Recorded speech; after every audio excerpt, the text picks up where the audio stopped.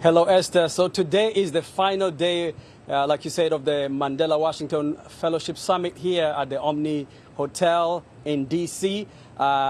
It's a busy day for them. It's when they make that transition from being fellows to being part of the alumni network. So today is kind of an induction ceremony in the afternoon.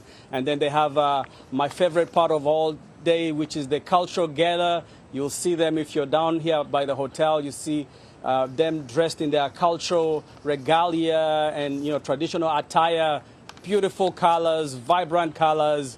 So I have two young one alumni and one fellow who's about to transition into an alumni, Don Patrick from Uganda, who is a fellow currently. In a few hours, you're going to be an alumni.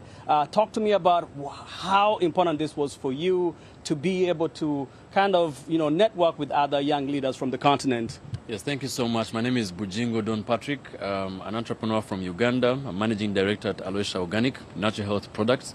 I think for us, this summit and the entire fellowship has presented a great opportunity to have young African leaders from so many countries be in one place. And that in itself is an opportunity that is so rare for many of us. And to be able to meet somebody from Zambia, somebody from Ghana, somebody from Nigeria, you get to realize so many ways in which you have similar things that you're doing and similar ways you can learn from each other. And most importantly, that as much as this 6 weeks will be done, we are going to have a chance to collaborate and partner beyond, and this will be unlimited. I think for me that has been one of the greatest opportunities that we have harnessed from this fellowship and the organization of the summit. Continuing the collaboration with other young leaders. That's great. Zakaria Kafuko, an alumni from 2017. You're here this year. You've been here again. You were here last year, I believe.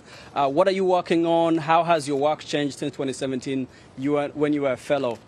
Yeah, thanks again. So my name is Zakaria Kafuko from Zambia. I was at Arizona State University, and I think the changes that have happened since 2017 have been immense. And honestly speaking, the only way I could explain this is that it's been life-changing for me. I basically came as a boy from the village, and to be able to meet so many young people from across the continent and be able to create partnerships with U.S. citizens and businesses and organizations, I think it has been very defining for me. I'm currently the director for One Day Africa, which is a public health non-profit focusing on 3 thematic areas. The first one being on supporting local medical and clinical research in Africa. The second one being on vaccine equity. And the third one, a mentorship program that we are running with African medical universities. In terms of maybe impact of the work that we've been doing, I'm very proud that in 2021, for example, we were very, very strong on advocating for vaccine equity.